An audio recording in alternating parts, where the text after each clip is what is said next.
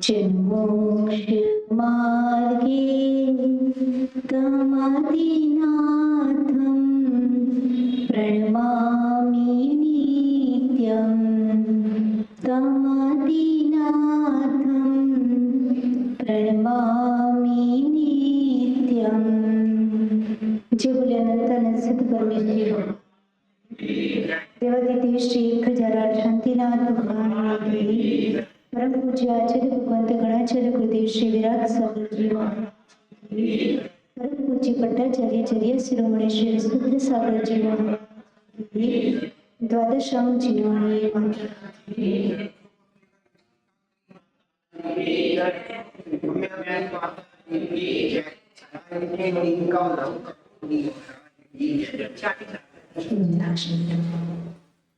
कल अपना वो टॉपिक कंप्लीट हुआ था पवन अंजय और अंजना वाला। अब जो परसों चला था उसके आगे बढ़ते हैं। तो वहाँ हनुमान लंका में जाता है, सीता को अंगूठी देता है, सीता को आश्वासन देता है, राम का मैसेज पहुँचाता है कि राम आपके लिए बहुत व्याकुलित है, कोई अच्छे से खा पी नहीं रहा है, कोई अच्छे से सो नहीं रहा है, वो तुरंत ही जल्द से जल्द प्रयत्न कर रहे हैं कि यहाँ आकर आपको वापस ले जाए। तब सीता के चेहरे पर खुशी आती है। सीता चूड़ामणि रत्न हनुमान को देती है कि ये चूड़ामणि राम को प्रिय है, उनको ये दे देना जिससे उनको भी खुशी होगी। तब हनुमान कहता है कि मेरे आपके चरण मेरे पर रख दो, मैं तो आपको यहाँ से उठा के क्षण मात्र में वहाँ ले जाऊंगा। सीता मना कर देती है कि जब तक श्री राम का आदेश नहीं होगा मैं इस तरह वहाँ नहीं आ सकती। फिर ये सब कहानी मंदोदरी सुनती है और मंदोदरी को गुस्सा आता है, तो सीधा वो गुस्से में बात नहीं करती है। वो समझदारी से पहले हनुमान की अच्छी तारीफ करते हुए लास्ट में ये बोलती है कि जब तुम इतने शक्तिशाली और समझदार हो, फिर उन भूमि गुजरियों का दूत बन के तुम यहाँ क्या कर रहे हो? यानी इतना विद्वान, इतने बुद्धिमान, इतने शक्तिशाली, इतना तुम्हारे में ताकत है कि जब तुमने रावण फंस गया था तब तुमने रावण की हेल्प करके रावण की जान बचाई थी और उसी के कारण रावण की बहन की जो बेटी थी वो तुम्हें दी गई थी। रावण तुम्हें भाई के समान मानता है और तुम इतने बड़े आगे होने के बावजूद भी, विद्याधर होने के बावजूद भी उन भूमि गुजरियों की हेल्प करके उनके दूत बन के तुम ये क्या कर रहे हो? तो ये सुन के हनुमान को भी गुस्सा आता है और हनुमान ये कहता है कि तुम मंदोदरी पटरानी हो, तुम्हें समझ में आना चाहिए कि रावण कोई अनमैरिड होती तो बराबर है, पर जो मैरिड है और श्री राम की वाइफ है उसके साथ भी परस्त्री का व्यसन ही कहलाता है और वो काम कर रहा है तो भी तुम उसका सपोर्ट कर रही हो। तो तुम रावण का सपोर्ट नहीं कर रही हो पर अपने सौभाग्य को पीछे कर रही हो, यानी अपने सौभाग्य पे दाग लगा रही हो। तुम ये सही नहीं कर रही हो, तुम्हें तो रावण को समझाना चाहिए, उसकी बजाय तुम क्या कर रहे हो? रावण का पक्ष ले रही हो। तो जब हनुमान मंदोदरी से इस तरह से बात करता है तो उसने बोला कि तुम उस रावण की दूती बन के क्या कर रही हो? यानी उसने बोला तुम भूमि गुजरियों के दूत बन के, भूमि गुजरी राम के दूत बन के तुम इधर आए हो। तो उसने भी बोल दिया कि तुम मंदोदरी होकर जो परस्त्री में आसक्त है उस व्यक्ति की दूती बन के भी तुम कौन सा अच्छा काम कर रही हो? तो मंदोदरी को और गुस्सा आता है और मंदोदरी ने गुस्से में बोल दिया कि सिपाही इसको बांध लो, हनुमान को पकड़। तो हनुमान सोचता है कि पकड़ जाएंगे तो अपने को लंका के अंदर एंट्री मिलेगी और लंका की रियल सिचुएशंस पता चलेगी, क्योंकि लंका के बाहर अशोक वाटिका में था, उद्यान में थी सीता, तो लंका में कैसा है वो पता चलेगा। वहाँ जब बांध लेता है तो हनुमान कोई सीधा रहने वाला नहीं था, उसको बांधा हनुमान को। तो हनुमान ने उसका जो लंका था उसके अंदर एंट्री करके दम पछाड़ा शुरू कर दिया, यानी वहाँ का सब गिराना, तोड़ना, फोड़ना सब शुरू कर दिया। अपने यहाँ वो उसकी पूंछ से उसने लंका चला ही, ऐसा कुछ भी आता नहीं है, बिकॉज पूछ ही नहीं थी। फाइन। यानी पूछी नहीं थी तो चलाएगा कैसे, यानी वो कॉन्सेप्ट अपने यहाँ नहीं है। तो उसने तोड़ फोड़ स्टार्ट कर दी, तो उसकी बहुत आवाज आने लगी, प्रजा चिल्लाने लगी। तब रावण अपनी राज्यसभा में इंद्रजीत से पूछता है कि ये बाहर क्या हो रहा है। तो उसको पता चलता है कि हनुमान आया है और वो श्री राम का दूत बन के इधर आ रहा है और सीता के साथ उसने कम्युनिकेशन किया है और बहुत गलत कर रहा है। तो उसने इंद्रजीत को बोला कि उसको बात करके इधर लेकर आया जाए। तो रावण उसको देख के, हनुमान तुम ये क्या कर रहे हो, तुम्हारी मौत तुम्हें पुकार रही है, इससे वो तो चिल्लाने लगा। तो हनुमान भी रावण के सामने बोलने लगे कि मुझे क्या पूछ रहे, तुम क्या कर रहे हो, तुम सीधे सीधे सीता को श्री राम को दे दो, कि कुछ भी होने वाला नहीं है, और नहीं दिया तो उसका परिणाम अच्छा नहीं होगा। तो रावण ने बोला कि तुम भूमि गोत्रियों का पक्ष लेकर और रावण से दुश्मनी लेकर कहाँ जाओगे, तुम यहाँ से जिंदा लौटने वाले नहीं हो। और इंद्रजीत को बोला कि जो तुम्हारे पास विद्या है उससे उसको बांध दो फिर से। तो इंद्रजीत ने अपनी विद्या से उसको बांध दिया। तो हनुमान को गुस्सा आया कि और क्या किया जा रहा है, एक तो तुम्हारी गलती और मेरे साथ ऐसा दुष्ट व्यवहार, और सिर्फ बांधा ही नहीं, उसने बोला कि इसके पूरे शरीर पर मिट्टी लगा दो। और इतना, जैसे वो कामदेव था तो बहुत सुंदर दिखता था, तो पूरी मिट्टी लगा दो कि कोई भी स्त्री उसको देखे तो उससे घृणा करे, यानी थोड़ा भी वो देखने में अच्छा ना लगे। उसकी इतनी खराब, यानी बांधने के साथ साथ उसकी सब खराब हालत कर दो। तो वो सब कर दिया। तो हनुमान को गुस्सा आया, उसने पूरा जो बांधा था वो तो शक्तिशाली था, उसने सब तोड़ दिया और हवा में उड़ गया। और उड़ते हुए जो उसका जैसा भवन था, किसका, रावण का, उसको तहस नहस करके चला गया। तो वहां जाता है, श्री राम को इंफॉर्मेशन देता है, चूड़ामणि रत्न देता है कि सीता ने इतने दिन से भोजन नहीं किया था, पर आपके मैसेज जाने से उसने भोजन और पानी ग्रहण किया है और वो आपकी राह देख रही है, आपके पूरे मैसेज दे रही है। तो राम हनुमान को कहता है कि तुमने तो मुझे जीवन दान दे दिया।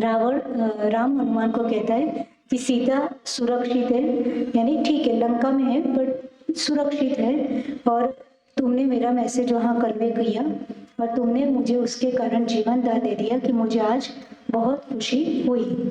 फिर पूरी स्टोरी समझाई कि रावण समझने वाला नहीं है, रावण सुनने को भी तैयार नहीं है, इवन वो विभीषण की भी सुन नहीं रहा है, वो अब सामंजस्य से ये काम होने वाला नहीं है, ऐसा हनुमान ने वहां पे बता दिया। तो पहले दो ही ऑप्शन थे, एक सामंजस्य से बात निपट जाए और वो ना हो तो दूसरा ऑप्शन एक ही बचता है कि युद्ध किया जाए और सीता को वापस लेके आया जाए।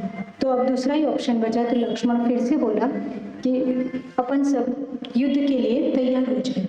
तब सुग्रीव ने बोला कि मैं सारे विद्याधरों को बुलाता हूँ। सुग्रीव के कांटेक्ट में जितने विद्याधर थे उन सबकी राजाओं को, विद्याधर राजा को बुलाने का मतलब उनकी पूरी सेना को साथ में लाना, और सारे विद्याधर राजा विद सेना राम के चरणों में आते हैं सुग्रीव के कारण, और सब एक साथ एकत्रित होते हैं और सबने डिसाइड किया कि अपन लंका की ओर प्रस्थान करते हैं। तो सब लंका की ओर प्रस्थान करने लगे और वो सभी विद्याधर थे, सुग्रीव आदि की बहुत सारे विद्याधर थे, उन सबकी विद्या के बल पर राम लक्ष्मण सब जो भूमि गोत्री थे वो भी आकाश मार्ग से, जो बीच में यानी वो पूरा लवण समुद्र है उसके पातल में लंका थी, राइट, राक्षस द्वीप के बीच में लंका नगरी थी।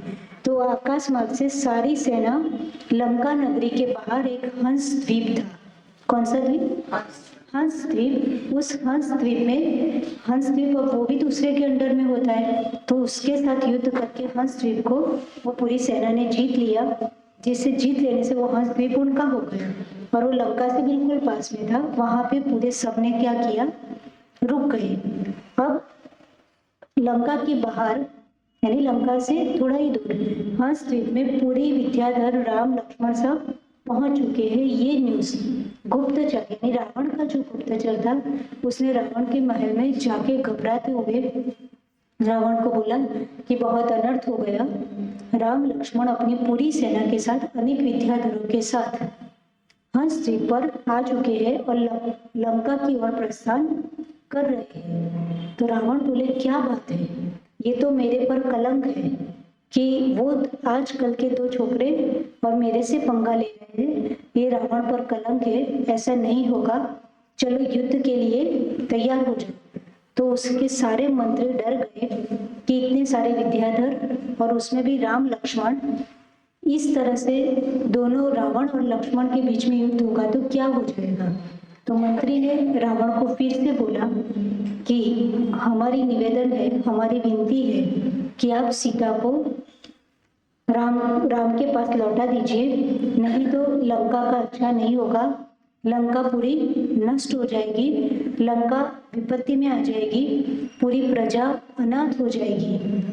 तो एक मंत्री ने बोला, दूसरे मंत्री ने बोला कि युद्ध ना हो तो ही अच्छा है, इसमें कोई दोष नहीं है कि हम सीता को वापस राम के पास भेज दें। दूसरे मंत्री ने, पहले मंत्री ने, तीसरे मंत्री ने, सबने रावण को समझाया। उन लोगों ने भी आपस में डिस्कशन किया कि ये युद्ध से कोई फायदा नहीं है, क्योंकि राम और लक्ष्मण भी बहुत पुण्यशाली और बहुत शूरवीर है और उसके सामने रावण का युद्ध करना भी ठीक नहीं है और अनेक विद्याधर उनके सपोर्ट में है और सबको ये भी लग रहा था कि रावण गलत भी कर रहा है, इसलिए नहीं करना चाहिए। तो एंड टाइम पे भी मंत्रियों ने बहुत समझाया तो रावण सबके ऊपर भड़क उठा कि तुम लोग मुझे कमजोर समझ रहे हो, क्या हुआ, राम और लक्ष्मण के साथ सामने सीधा राम भी आ जाए तो भी मैं उससे डरने वाला नहीं हूँ और सबको मैं धराशायी कर दूंगा और युद्ध तो होके ही रहेगा, ये बात बिल्कुल निश्चित है, कुछ भी हो जाए मैं सीता को इस तरह से वापस नहीं दूंगा, युद्ध होके रहेगा। मंत्री तो कह ही सकते हैं, समझा सकते हैं, पर रावण किसी की बात सुनने को तैयार नहीं था, सबके ऊपर चिल्लाता रहा था कि तुम राम और लक्ष्मण को मेरे से ताकतवर समझ रहे हो और मुझे नीचा दिखा रहे हो, मेरे ही मंत्री होकर मेरे सपोर्ट में नहीं बोल रहे हो, ऐसा ऐसा उनको बोलने लगा। फिर इतने में विभीषण था, उसने फिर विभीषण आता है क्योंकि ये एंड पॉइंट है कि अब युद्ध होने ही वाला है। तो विभीषण फिर से बोलता है कि तो अब रावण से बात करनी थी और रावण तेज गुस्से में था, टेंशन में भी था क्योंकि बाहर पूरी सेना आ चुकी थी। उसको लगता था भूमि पूछे आएंगे कैसे, लंका तक वो पहुंचेंगे कैसे, पर उनके पुण्य से उनको विद्याधरों का सपोर्ट मिला और आकाश मार्ग से आ गए।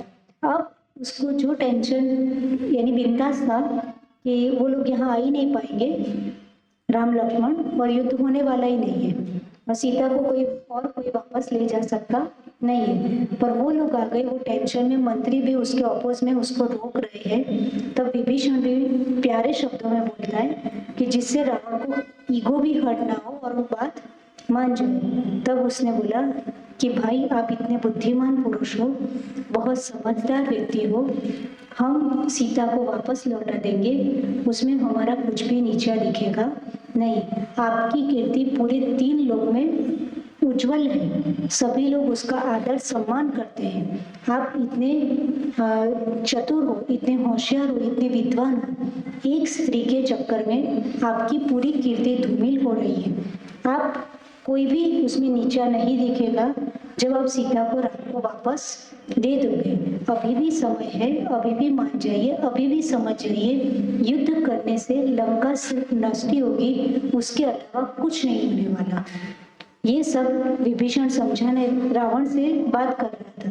तो रावण का बेटा इंद्रजीत था, वो बीच में खड़ा हो गया और विभीषण को बोला कि भले पुरुष तुम होते कौन हो बीच में बोलने वाले, तुम्हारा क्या अधिकार है, यानी जबकि वो उसके चाचा हुए, वो छोटा इंद्रजीत रावण का बेटा है, फिर भी वो पापा का पक्ष ले रहा है। यानी कहते हैं कि जब कुछ अनर्थ होने वाला है तो सब बुद्धि दिमाग देने वाले भी ऐसे ही मिलते हैं। उसका बेटा, जबकि अपन सोचे थे इंद्रजीत तत्व मोक्षगामी जीव, यानी उसी भाव से कहाँ से मोक्ष गया इंद्रजीत, सिद्धवरकुट, कहाँ से गया मनर काका, गजपन था, मांगी दूंगी, अब सब बोल दे के क्षेत्र तो सही हो जाएगा, 52 गज, कहाँ से, बड़वानी नीचे है, रावण गजा ऊपर है, नहीं एक ही समझे तो भी नीचे समाज है, ऊपर क्षेत्र है, ऐसा 52 गज। इंद्रजीत और कुंभकर्ण दोनों कहाँ से मोक्ष गए? तो भी सबकी बुद्धि उस समय ऐसी चल रही थी, उसी भाव से मोक्ष जाने वाले व्यक्ति की, है ना। तो व्यक्ति मंदिर नहीं जाता अथवा कुछ धर्म नहीं करता तो हम क्या कहते हैं उनको कि देखो ये व्यक्ति कितना नास्तिक है, पता नहीं है क्या करेगा अपने जीवन में, ऐसा वैसा वैसा। जबकि इन लोगों की बुद्धि देखो, इंद्रजीत और कुंभकर्ण, उसके पापा इतना गलत कर रहे तो भी उनके सपोर्ट में बात कर रहे, विभीषण को छोड़ के। फिर इंद्रजीत, विभीषण ने रावण से बात की, पर इंद्रजीत बीच में बोल उठा कि तुम हो कौन, तुम्हें बीच में बोलने का अधिकार दिया किसने, तुम्हारे पास अक्ल कितनी है, तुम्हें इस बात में कोई भी बात करने का अधिकार नहीं है और सीता को लौटा देने का कोई भी प्रयोजन नहीं है, तुम बीच में बोलो मत। यानी सीधे चाचा से ऐसी रॉफ लैंग्वेज में बात की। तो विभीषण ने फिर भी शांति से इंद्रजीत से बोला कि तुम भी गलत टोन में बात कर रहे हो, तुम भी रावण का पक्ष लेके, तुम अपने यहाँ रावण सीता को लेके नहीं आया है, रावण विनाश को लेके आया है लंका में, रावण लंका में सीता को लेके नहीं आया, लंका का विनाश लेके आए हैं, और फिर भी तुम उसको सपोर्ट कर रहे हो, तो तुम्हारे पास है क्या? लक्ष्मण के बाणों से पूरी लंका क्या हो जाएगी?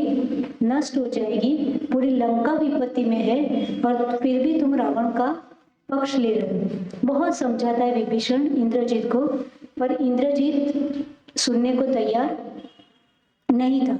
इतने में रावण को गुस्सा आता है कि विभीषण भी ज्ञान बांट रहा है और इंद्रजीत के भी मुंह लग रहा है, इंद्रजीत भी उससे ऐसे बोल रहा है। तो रावण चिल्लाता है कि तुम किसके भाई हो, तुम भाई किसके हो और तुम किसका पक्ष ले रहे हो? तू भूल गया है कि तेरे रक्त में भी अपने कुल का, मेरे कुल का ही खून बह रहा है, यानी तेरा और मेरा खून एक ही कुल का है, और फिर भी तुम किसके पक्ष में बात कर रहे हो?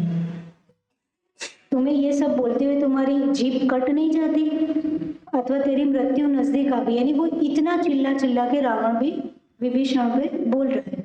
तो विभीषण फिर से बोलता है कि मुझे सब कुछ याद है कि आप मेरे भाई हो, पर उसके साथ साथ मुझे ये भी सोचना है कि आपका जीवन भी खतरे में ना पड़े, लंका भी खतरे में ना पड़े, और बिना फिजूल के इतने सारे जीवों की हिंसा ना हो, उससे अच्छा है सीता को वापस लौटा दीजिए। अब रावण और गुस्से में आया, ये अपनी बात पे ही अड़ा है, अलग अलग तरह से वही बात समझा रहा है। जैसे गाय काली होती है और काला कलानी गाय हो, मीन्स वही वाली बात है कि भाई सीता को लौटा दीजिए, ऐसी उसी बात को अलग अलग एंगल से वो समझा रहा है। रावण तेज चिल्लाया कि तू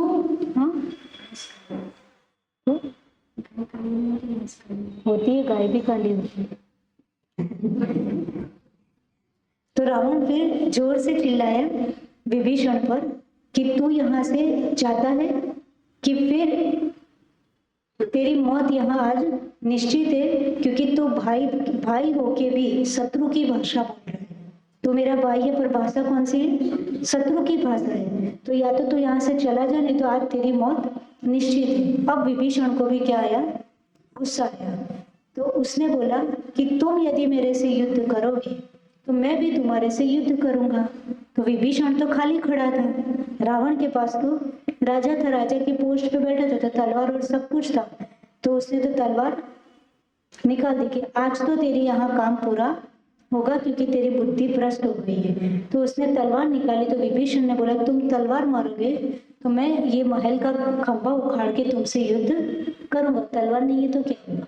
ताकत तो थी ना। तो उसने जैसे ही तलवार चलाने गया तो विभीषण ने महल का एक खंभा उखाड़ा, इतनी ताकत थी, और रावण के ऊपर फेंकने के लिए रेडी हो गए। अब दोनों इस तरह से युद्ध करने आ गए। तो मंत्री सोचने लगे ये क्या हो रहा है? ये तो दो भाई राम के साथ युद्ध बाद में होगा, तो दो भाई एक दूसरे की जान लेने पर आ गए। तो दोनों मंत्रियों ने, सब लोगों ने मिलके कैसे भी दोनों भाइयों को रोका। विभीषण अपमानित हुआ, उसको बहुत खराब लगा कि मैं तो अच्छा बोल रहा था, उसके लंका के लिए, उसकी धर्म के लिए अथवा रावण के अच्छे के लिए बोल रहा था, फिर भी इंद्रजीत भी अपोज में बोल रहा है सब, तो वो अपमानित होकर अपने महल में चला जाता है। फिर अपनी पत्नी से बात करता है कि ऐसा ऐसा हुआ, अब क्या किया जाए, क्योंकि रावण तो बिल्कुल विभीषण का भी दुश्मन जैसा ही हो गया। अब यहाँ रहेंगे और लंका में रहेंगे तो युद्ध तो होने वाला है। अब रावण को समझाने वाला कोई बचा नहीं, क्योंकि और कोई समझा सकता नहीं। बेटे भी उनके पक्ष में, मंदोदरी भी उनके पक्ष में, सब उनके पक्ष में, तो क्या होगा। और अपन यहाँ रहेंगे तो हमें भी जो युद्ध होगा उसमें क्या करना पड़ेगा, रावण का साथ। यदि लंका में रह रहे तो रावण का साथ देना पड़ेगा, और ये तो बहुत गलत हो जाएगा। तो उसको गुस्सा तो वैसे ही आया था, और वो सपरिवार कहाँ चला जाता है, हंस द्वीप के बाहर, जहाँ श्री राम अपनी पूरी सेना के साथ वहाँ थे, वहाँ बाहर चला जाता है। और अपने एक बुद्धिमान चतुर दूत कैसा होना चाहिए, हमेशा चतुर होना चाहिए। दूध में बुद्धि ना हो तो यहाँ की वहाँ करने में वो कुछ का कुछ बोले, मैसेज यहाँ कुछ था और वहाँ कन्वे होते होते कुछ बोलते, तो बात क्या हो जाएगी। यानी बात को रिप्रेजेंट अच्छे से करना है, उनकी मर्यादा से, उनकी गरिमा से, जिसकी भी बात हो, और वो जो बात बोले, जो जिस प्रयोजन से वो बात बोली जा रही है, वो सामने वाले के वहां से यस आंसर है, वैसे अपनी बात को रिप्रेजेंट करना आता है, उसे क्या कहा जाता है, दूध। अब तुमने ऐसे शॉर्ट में बोल दिया कि विभीषण आया है, राम आप एंट्री दे दो, तो ऐसे एंट्री नहीं मिलेगी। यानी वहां जाके तुम्हें इतनी विनय और राम की इतनी गरिमा, इतनी महिमा पहले गानी होती है, फिर धीरे से अपना मैसेज कन्वे करना होता है कि भाई उसके ग्रुप में रुकने के लिए परमिशन। अब शत्रु राजा के भाई को कौन परमिशन देगा। तो दूध कितना बुद्धि वाला होता है कि उसको कितना प्रॉपर बोलना आता है। ऐसे ही घर में जो लोग रहते हैं उनको भी इतना अच्छा प्रॉपर बोलना आना चाहिए कि हमको किस बात को कहाँ पे, किसके सामने, किस तरह से प्रेजेंट करना, जिससे सामने वाले की मर्यादा भी बनी रहे और सामने वाले की गरिमा भी बनी रहे और अपना काम भी हो जाए। तो फिर क्या हुआ, अब वो दूध बुद्धिमान था, श्री राम के पास पहुंचा और उसने बोला कि मैं विभीषण का दूत हूँ। विभीषण अपने पूरे परिवार सहित हंस द्वीप के बाहर खड़े हैं और वो आपकी शरण में आना चाहते हैं। तो इतना सुनते ही सब लोग डर गए, यानी जितनी राम की पूरी सेना थी वैसे डर गए कि अच्छा विभीषण तो हंस द्वीप के बाहर ही आ गए, अब अपना क्या होगा। यानी वो तो रावण का भाई था ना, उसको कौन समझेगा कि वो तुम्हारे पक्ष के लिए आए हैं। वो तो बोले अब क्या होगा, वो तो बिल्कुल बाहर आ चुका है। तो आधे लोग ऐसे सेना के लेके तैयार हो गए कि चलो अब युद्ध के लिए तैयार हो जाओ। तो दूत ने सब बोला कि नहीं, वो भले ही रावण के भाई है पर वो श्री राम की शरण में आना चाहते हैं। तो एक मंत्री बोलता है कि भाई तो भाई होता है, और इसमें भी रावण की कोई चाल होगी कि उसने विभीषण को इस तरह से भेजा होगा कि तुम उसकी शरण में चले जाओ और उनके वहाँ युद्ध के लिए क्या क्या नीतियाँ, यानी अपनी भाषा में क्या क्या स्ट्रेटजी डिसाइड हो रही है, क्या क्या प्लानिंग हो रहा है, उनके पास कैसी सेना है, कैसा शस्त्र है, क्या क्या विद्या है, ये सब जानने के लिए उसने अपने भाई को इस तरह से चाल करके भेजा होगा। तो दूसरा भाई बोला कि नहीं नहीं, मैं विभीषण को बहुत अच्छे से जानता हूँ, विभीषण बहुत धर्म प्रिय है, धर्मनिष्ठ है, वो कभी भी ऐसा काम नहीं कर सकता। गंदा जल होता है वो भी एक बार स्वच्छ जरूर होता है, यानी उसका भाई ऐसा है तो नेसेसरी ऐसा नहीं है कि उसका दूसरा भाई भी ऐसा हो। तो दूसरा मंत्री थोड़ा पक्ष में बोलता है। तो फिर तीसरा मंत्री बोलता है कि ठीक है, एक बार अपन सोचते हैं, ऐसे तुरंत विभीषण को एंट्री देनी नहीं चाहिए क्योंकि वो शत्रु का भाई है। इसके बाद राम बोलता है कि मेरा तो धर्म है शरणागत की रक्षा। राम क्या बोलता है, मेरा धर्म है शरणागत की रक्षा। वो किस इंटेंशन है वो उसके साथ, पर वो मेरी शरण में आया है तो उसकी रक्षा करना मेरा धर्म है। तो हनुमान शौक हो जाता है कि भगवान आप तो धन्य हो कि शत्रु के भाई को भी आप शरण देते हो, आप जैसा व्यक्ति हमने कभी नहीं देखा है। राम बोलते हैं कि हनुमान तुम विभीषण को ससम्मान लेके आओ। कौन लेके आएगा सोचो, कितना विश्वास। और विभीषण आता है और प्रणाम करता है और उसने बोला कि मैं आपकी शरण में आना चाहता हूँ, आपके साथ रहना चाहता हूँ। रावण ने मुझे इस तरह से अपमानित किया है, मैंने उसको बहुत समझाने का ट्राई किया पर वो मेरे से ही युद्ध कर बैठा और मैं अपमानित होकर के मैंने लंका छोड़ दी है और मैं आपकी शरण में आ गया। तो उसने ऐसे शपथ भी ली विभीषण ने कि मैं शपथ लेता हूँ कि मैं आपका पक्ष छोड़ के उस पक्ष में नहीं जाऊंगा, क्योंकि मैं हमेशा धर्म का साथ दूंगा। जब उसने शपथ ली तो सब लोगों को विश्वास अच्छे से हो गया। और फिर रावण ने बोला कि तुम चिंता मत करो भाई, तुम धर्मनिष्ठ हो, तुम्हें लंका तुम्हारी ही होगी, लंका पे तुम ही राज करोगे। उसका मतलब कि युद्ध होगा, लंका को हम जीतेंगे, सीता वापस आ जाएगी, हमें लंका से कोई मतलब नहीं है। लंका भले कितनी भी अच्छी हो पर हमें लंका से कोई प्रयोजन नहीं है। रावण नहीं रहेगा, लंका के राजा तुम ही बनोगे। यानी एक लाइन में कह दिया कि कोई चिंता मत करो, अभी भले तुम लंका से बाहर आ गए हो पर लंका पे तुम ही राज्य करोगे। ऐसा कह के विभीषण को गले लगा दिया। विभीषण की एंट्री होना इन लोगों का बहुत बड़ा प्लस पॉइंट था, क्योंकि विभीषण को लंका का चप्पा चप्पा पता था, रावण के प्लस माइनस पॉइंट सारे पता थे। और शत्रु का भाई अपने पास आ जाए तो सामने वाले सेना में उत्साह आ जाता है। और वो विभीषण भी बहुत तद्भव मोक्षगामी जीव था, तो कितने शक्तिशाली और कितना अच्छा सेनान होता है, उसका बहुत अच्छे से उत्सव मनाया गया। विभीषण के एंट्री होने पर राम की सेना में बहुत अच्छा उत्सव मनाया गया कि विभीषण आया ऐसा। और विभीषण इनके साथ रहने लगा। आगे क्या होगा वो अपन कल देखेंगे। थोड़े क्वेश्चन भी पूछो, मैं रोज रखती हूँ भूल जाती हूँ। ठीक, 5-10 मिनट क्वेश्चन आंसर। अंजना के मामा का नाम क्या था? हाथ उठाना, बोलने का नहीं। अंजना के मामा का नाम, अरे तीर्थ, प्रतिसूर्य। अंजना के मामा का नाम क्या था? ठीक।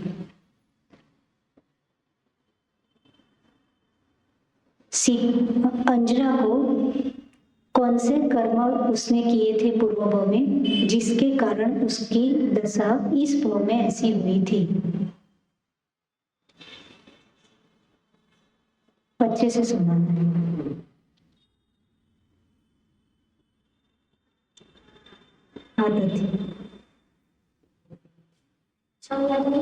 लास्ट में उसने ना जेलसी के कारण वो उनके जो महल का मंदिर था ना, उसमें से भगवान की प्रतिमा थी ना, वो महल के पीछे की साइड है ना डाल दी थी। और फिर उसने एक आदिका माता जी जा रहे थे ना, तो उन्होंने कहा तो जल्दी जल्दी उसने ना वापिस, लेकिन उसकी जेलसी के कारण है ना प्रतिमा की अवहेलना की थी, उसके कारण उसको इतना कष्ट दूसरे भाव में सहना पड़ा। बहुत बात तो रखता है। ठीक, थर्ड क्वेश्चन। मंदोदरी ने हनुमान को देखकर क्या स्टेप लिया?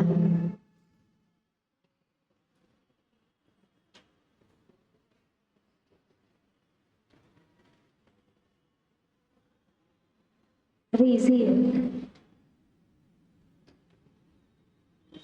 मंदोदरी ने हनुमान को सीता के साथ देखकर क्या स्टेप लिया? अजीत भैया, मंदोदरी ने हनुमान को सीता के साथ कम्युनिकेशन करते हुए देखकर क्या स्टेप लिया?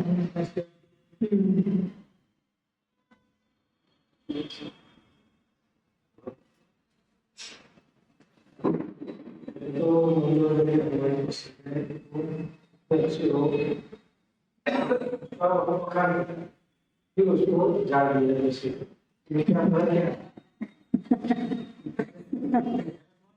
और क्या? हाँ, तो विद्याधर होके भूमि गुजरियों का दूत बन रहा है, यानी भूमि गुजरियों का भी दूत का काम कर रहा है, राम का मैसेंजर बन गया है ऐसा।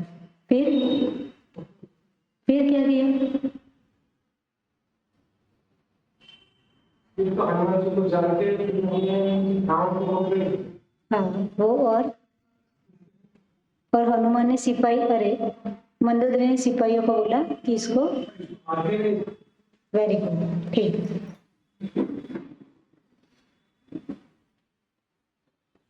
सीता ने हनुमान को राम के लिए क्या भेजा?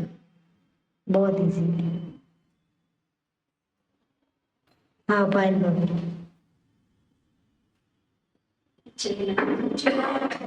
चूड़ामणि रत्न। सीता ने राम के लिए हनुमान के द्वारा क्या भेजा? चूड़ामणि रत्न। सीता की इंफॉर्मेशन, राम की इंफॉर्मेशन सीता को कितने दिन के बाद मिली? मनर काकू, तो बहुत इजी है।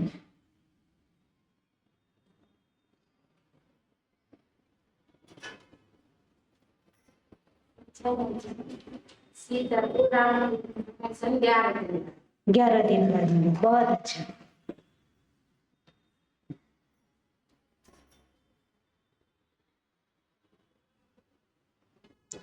पाँच हो गए। 5 नहीं हुए, 4।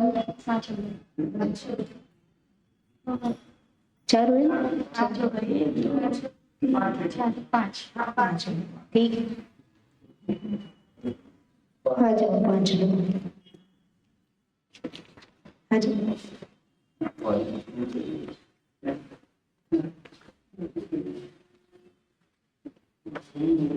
मतलब इसमें राम और माली का भी प्रश्न आता है। निकल गए। बाली वो वाली से बाली हो गया। तो दीक्षा वाला नहीं है, बाली मुनि महाराज का उपसर्ग करता है, तो कैलाश पर्वत पे बाली मुनि महाराज बैठे हैं। फिर से मारते माली को मारते वो पहले, दीक्षा के पहले। हाँ, दीक्षा के पहले, हाँ, उनकी लड़ाई। क्लियर किया जैसा कोई देव। वो अलग इंसिडेंट है, दीक्षा के पहले की बात है। आता है। वो तो प्रसंग एक ही हाँ, वो तो प्रवचन में नहीं है। अभी नहीं है, अभी अपने हम सीक्वेंस के एक बार रामायण याद થઈ जाए, मेन इंसिडेंट भी एटलीस्ट याद हो जाए। ये है तुम्हारे पास? तो ये ले कवर चाहिए, 3-4 नीचे।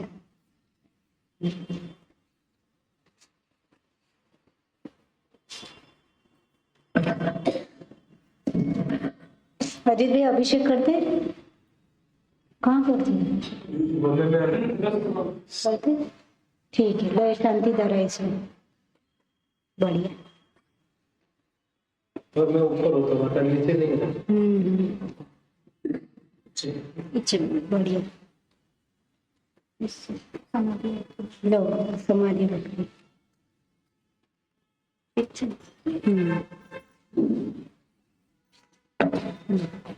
इसमें आचार्य सन्मति सागर महाराज की आवाज में क्या है? नमोकार मंत्र और सब है। तपस्वी सम्राट सन्मति सागर महाराज का। ठीक है, आज इतना है, कल। जय बोले त्रिदशम जय बोले जवानी के ज्ञान सूझे लोकालो सदा वेद जिनवाणी भारती तोय जपो निर्मल देवीशन सुपारे सुचय देव जमंत को सेवा निर्गुण मोक्ष का आनंद।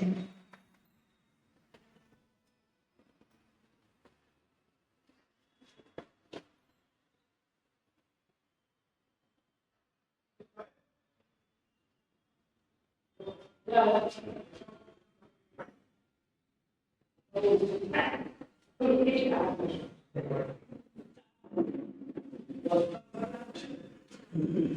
द्वादशं चिन्मणि माता की